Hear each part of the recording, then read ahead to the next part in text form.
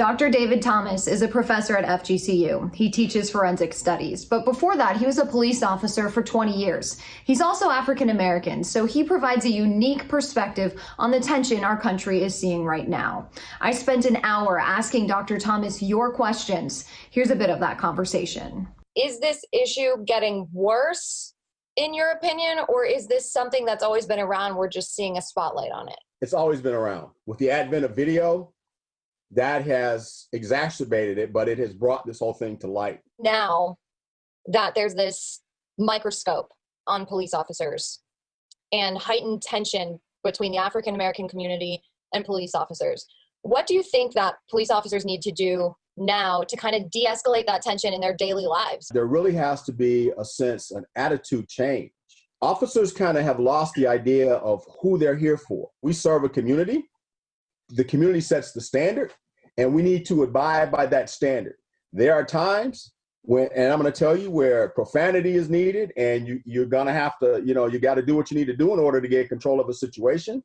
And there are tons of times where there's empathy that's needed. And those officers have to find it within themselves to have that empathy. This generation doesn't have the communication skills.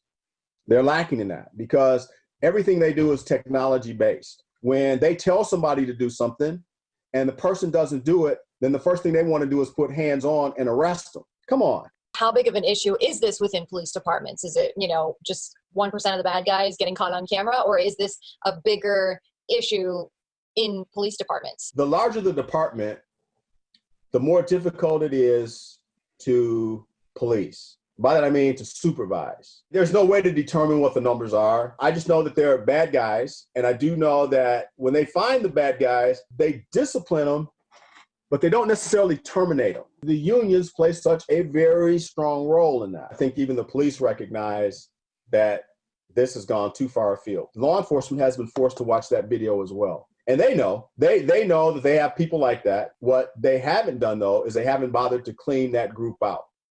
And tomorrow morning on Fox 4 Morning News, I'm asking Dr. David Thomas what needs to change and what they do to combat the possibility of racism within police departments. Again, that's tomorrow morning on Fox 4 Morning News.